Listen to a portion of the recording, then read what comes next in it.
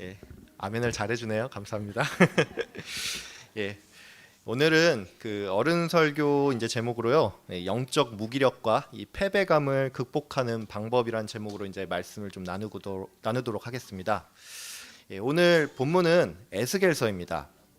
이 선지자 에스겔은 이 남유다가 이 바벨론의 멸망을 당해서 이 포로로 끌려간 시대에 활동을 했던 선지자입니다. 많은 사람들이 이 에스겔서를 잘 모르고 또 이 에스겔서를 열심히 읽는 분도 별로 없습니다. 그럼 설교자는 다를까요? 그렇지 않습니다. 설교자들도 사실 이 에스겔서를 그렇게 좋아하진 않습니다. 이게 왜 그러냐면 이 에스겔서가 별명이 있는데 이 별명이 뭐냐면 구약의 계시록이라고 불립니다. 그만큼 이 에스겔서는 이 묵시적인 내용이 많다가 보니까 이걸 아무 생각 없이 읽다 보면은 뭐 이 표현이 도대체 뭘 의미하는지 좀 이해하기가 어렵고, 또 이걸 뭐 문자 그대로 읽어야 하는지 아니면 이게 뭐 상징인지 유심히 보지 않으면 좀 구분이 안 되기 때문에 그렇습니다. 보통 성경을 좀 읽는 분들은 에스겔서 하면 딱 두 가지를 떠올립니다. 그게 뭐냐면 첫째는 이 36장에 또 새 영과 새 마음을 너희 속에 두어 너희 육신에서 굳은 마음을 제거하고 부드러운 마음을 줄 것이다. 이 본문이랑 37장의 이 마른 뼈 환상 본문입니다. 이 오늘 본문이 바로 이 마른 뼈 환상 본문입니다. 여러분은 오늘 본문이 이 독자들에게 무엇을 말한다고 생각을 하십니까? 이 에스겔서는 BC 570년경에 에스겔에 의해서 쓰여진 책입니다. 그렇기 때문에 이 책의 첫 번째 독자는 아마도 이 바벨론의 이 포로로 끌려간 사람들이었을 겁니다. 이 사람들은 나라가 완전히 멸망당하는 것을 목격한 사람들입니다. 그래서 그들은 나라가 멸망당한 것을 보면서 크게 낙담을 하고 이제 우리에게는 정말로 아무런 소망이 없구나, 이런 생각을 하면서 유배 생활을 했을 겁니다. 하나님께서는 에스겔에게 멸망당한 유다와 이스라엘을 회복시키고 이 두 나라를 한 나라로 다시 만들겠다고 말을 하였습니다. 그렇기 때문에 오늘 본문은 절망하고 낙담한 이스라엘 백성들에게 희망의 메시지를 전해주는 것이 그 목적이라고 할 수 있습니다. 하지만 지금 이 시대를 살아가는 성도들은 오늘 본문을 읽으면서 이 본문의 메시지가 지금 나에게 무슨 상관이 있지? 이렇게 생각을 할 수도 있습니다. 이게 왜 그러냐면 남유다와 북이스라엘이 회복된다는 얘기는 당시에 그 이스라엘 사람들에게는 굉장히 희망적인 얘기겠지만, 지금 우리들은 나라가 이렇게 남과 북으로 일단 나눠지긴 했지만 이렇게 신앙적인 이유 때문에 그렇게 된 것도 아니고 내 상황이 일단 그런 것도 아니기 때문에 이 환상이 어떤 그냥 성경의 이야기로 그렇게 보일 수가 있습니다. 하지만 오늘 이 본문이 말하는 이스라엘의 회복은 다른 누구가 아니라 바로 우리들을 향한 메시지라고 할 수가 있습니다. 왜 그러냐면 오늘 본문이 가리키는 이 이스라엘은 1차적으로는 당연히 역사적인 이스라엘을 말하는 게 맞지만 궁극적으로는 우리 성도들을 가리키기 때문입니다. 에스겔서 34장은 다윗의 후손인 한 목자를 언급을 합니다. 그리고 그 목자가 이스라엘 백성을 통치를 하면서 이스라엘을 회복시킬 거라고 말을 하고 있습니다. 그리고 에스겔서 36장은 이 목자가 새 영과 새 마음을 우리 안에 주어서 우리의 굳은 마음을 제거하겠다고 말씀하고 있습니다. 그럼 이 목자는 누굴까요? 우리가 다 아는 것처럼 이 목자는 예수 그리스도입니다. 그렇기 때문에 오늘 이 본문은 지금 이 시대를 살아가는 성도들을 향한 메시지라고 할 수가 있습니다. 또한 오늘 본문은 생기가 뼈들 안에 들어가 그 뼈들이 살아났다고 말을 하는데, 이 생기가 곧 성령을 의미하기 때문에 이 본문이 우리와 연관이 있다는 사실을 꼭 기억해야 합니다. 우리는 모두 성령을 모시고 사는 사람들입니다. 그래서 오늘 이 본문은 성령과 우리의 관계에 대해서 보여주는 것뿐만이 아니라 특별히 매일 우리가 영적인 전투를 치르면서 살잖아요. 그래서 우리가 어떻게 살아야 하는지를 좀 보여준다고 할 수 있습니다. 우리는 영적인 전쟁을 치르면서 삽니다. 그리고 어떤 날은 이 전쟁에서 승리를 하기도 하고 또 어떤 날은 패배를 경험하기도 합니다. 때로는 이 패배가 계속 지속되다가 보니까 우리는 이 패배 때문에 영적인 무기력과 또 패배감으로 좀 힘든 시간을 보낼 때도 있습니다. 그래서 우리는 오늘 어떻게 하면 이런 영적인 무기력과 패배감을 극복할 수 있는지 오늘 본문을 통해서 그 방법을 좀 알아보도록 하겠습니다. 첫 번째로 우리는 성령이 역사하지 않는 삶이란 곧 성도에게 있어서 죽음을 의미한다는 것을 기억해야 합니다. 우리가 이것을 좀 기억해야 하는 까닭은 우리가 어떤 문제가 있는데 이것의 어떤 심각성을 모를 때 그 문제를 그대로 방치하는 경향이 있기 때문입니다. 오늘 본문을 보면 마른 뼈들이 나옵니다. 이 해골들이죠. 그럼 이 해골은 무엇을 의미하는 걸까요? 해골은 생명이 없는 곧 죽음의 상태를 의미합니다. 근데 제가 이렇게 말씀을 드리면 전도사님 우리는 성도니까 이 해골들처럼 우리가 죽어있는 상태는 아니지 않습니까? 이렇게 반문하는 분이 계실지도 모르겠습니다. 근데 오늘 본문을 보면 하나님께서 이 마른 뼈들을 보면서 이들을 이스라엘이라고 말을 했다는 것입니다. 즉 하나님이 보실 때 성령이 역사하지 않는 상태는 성도에게 있어서 죽어있는 상태와 같다는 것입니다. 여러분 혹시 그 가족 중에 그 연세가 굉장히 많은 할아버지나 할머니가 좀 살아계신 가정이 좀 있습니까? 저는 저희 이제 지금은 조부모님들이 모두 안 계시는데 제가 2년 전까지만 해도 저희 친할머니가 좀 살아 계셨습니다. 저희 친할머니가 1919년생인데 그러니까 2년 전에 돌아가셨으니까 우리 나이로 102세까지 살다가 돌아가신 겁니다. 저희 친할머니는 한 10여 년 전부터 해서 계속 그 요양원에 계셨는데 저희가 이제 가족들이 매번 명절 때마다 한 번씩 이제 할머니를 좀 찾아뵀습니다. 근데 제 기억에 그 할머니가 처음 요양원에 이제 들어갔을 때만 하더라도 할머니는 정말로 말 그대로 그냥 할머니였는데 이 매해 시간이 지나면 지날수록 이 몸이 점점 말라가더니만 이 돌아가시기 얼마 전에는 이게 살아 계시기는 한데 살아있는 게 꼭 아닌 것 같은 그런 이상한 느낌을 제가 좀 받았습니다. 여러분도 아시겠지만 그 연세가 많은 할아버지나 할머니가 점점 시간이 지나면 이 몸에 살이 빠져서는 나중에는 이 뼈와 가죽밖에 남지 않은 상태가 됩니다. 이때쯤 되면 이 할아버지 할머니는 이 남녀 구분도 잘 되지 않고 우리가 이 할아버지나 할머니를 볼 때 살아 계시기는 한데 이 생기가 전혀 없다 보니까 약간 죽어 있는 것 같은 말하자면 이 해골을 바라보고 있는 것 같은 그런 느낌을 우리가 받는다는 것입니다.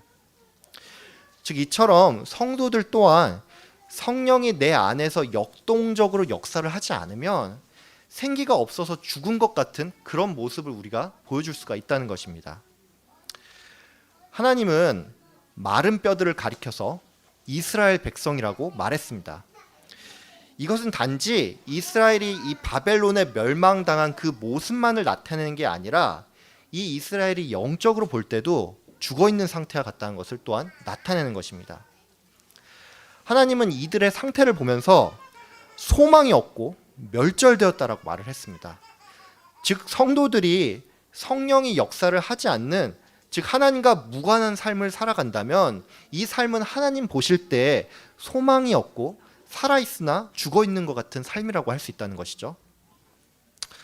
그렇기 때문에 우리는 두 번째로 그리스도인으로서 생명력이 넘치고 또 소망 있는 삶을 살기 위해서 성령을 꾸준히 찾아야 합니다. 우리는 예수님을 믿었다고 해서 그날부로 마치 이 불교에서 말하는 해탈한 사람처럼 그 어떤 경지에 도달해서 사는 게 아닙니다. 우리는 죽기 전까지 육체를 가지고 삽니다. 이 말은 우리가 예수를 믿고 난 이후에도 우리에게는 늘 육체의 정욕과 이 안목의 정욕과 이생의 자랑이 남아있다는 것입니다. 여러분은 예수님 믿고 매일 승리하는 삶만 살았습니까? 아니면 이 승리하는 날도 있지만 실패도 하는 그런 삶을 살았습니까?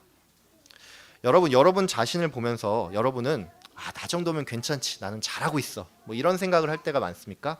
아니면 나는 왜 이 정도밖에 안 되지 싶어서 좌절할 때가 많습니까? 정직하게 여러분 자신을 한번 돌아보셨으면 합니다.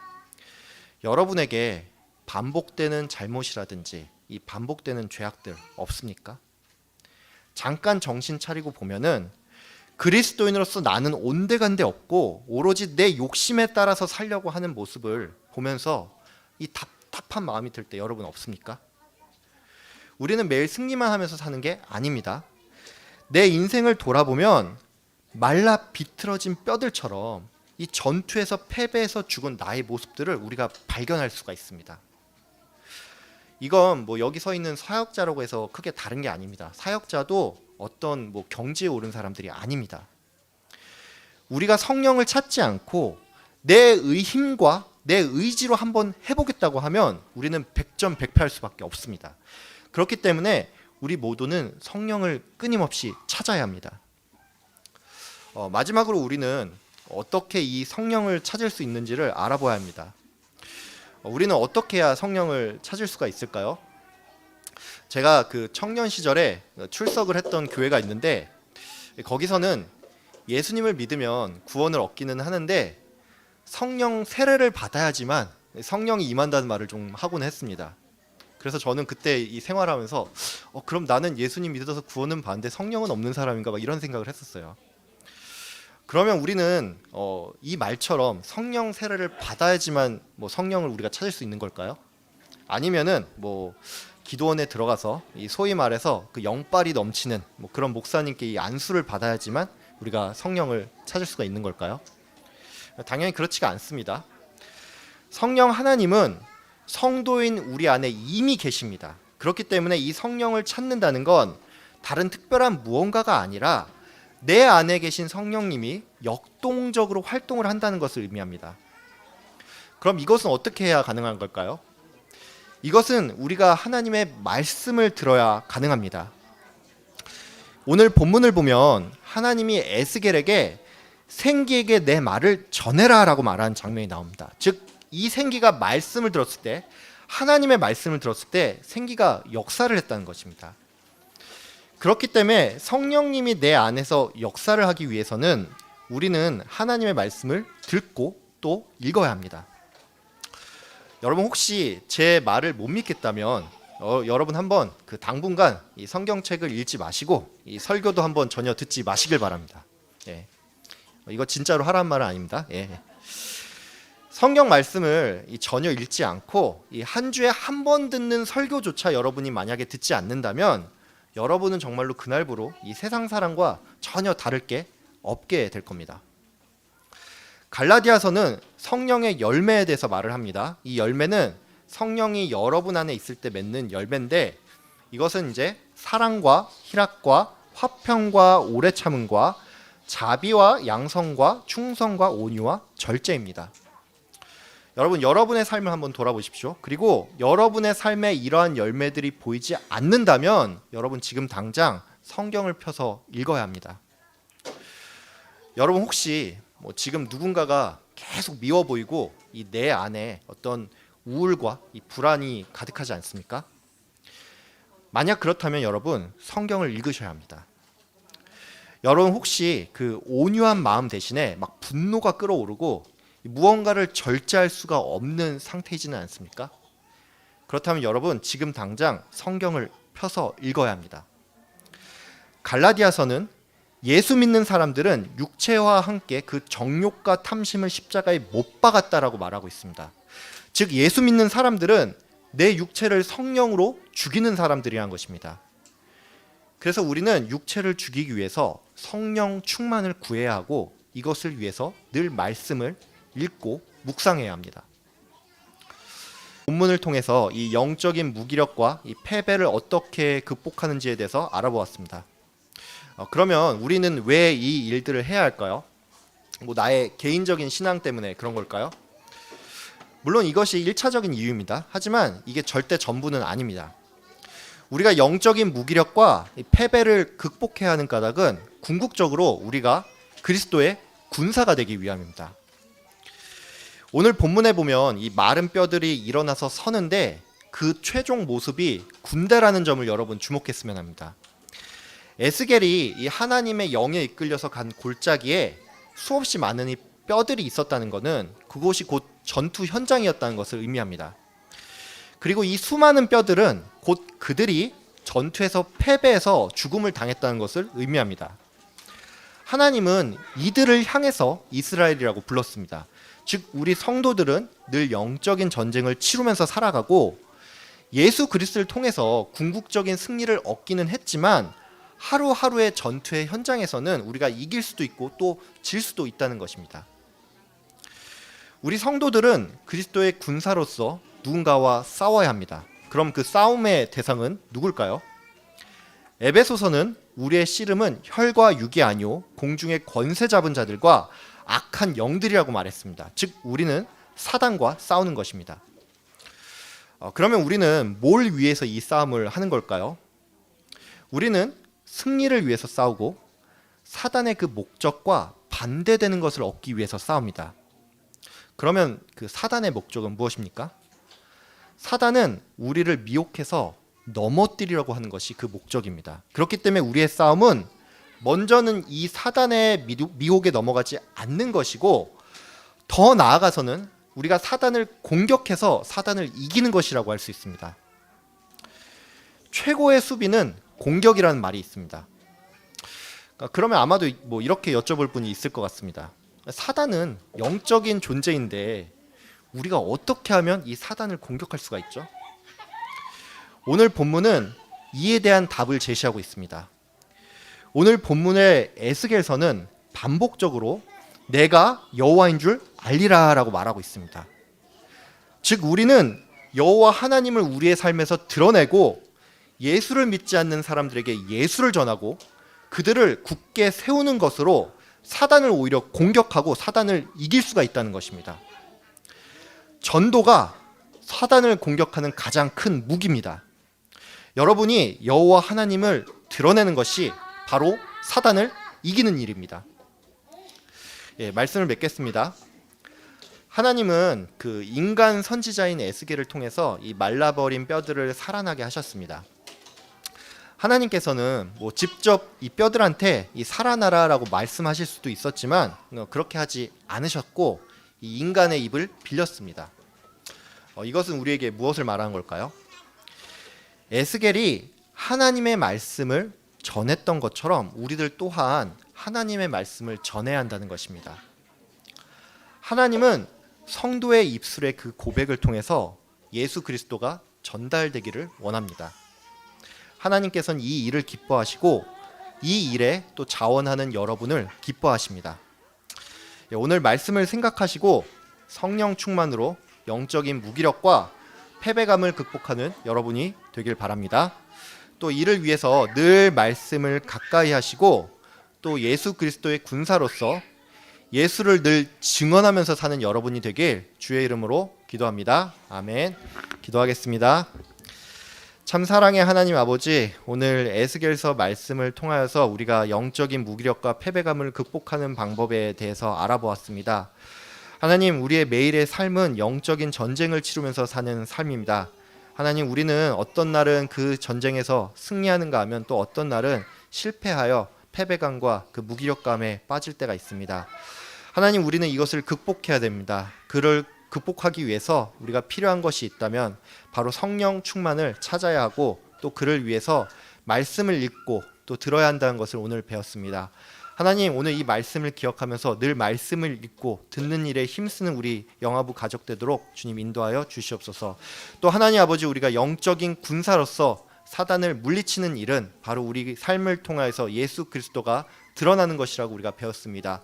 하나님 아버지, 우리의 구원을 우리 안에서 만족하고 그것으로 끝나는 삶을 사는 것이 아니라 우리가 만나는 모든 사람들에게 예수 그리스도를 증언하고 그들을 또한 영적인 군사로 일으키는 우리 모두가 될 수 있도록 주님 복을 내려 주시옵소서.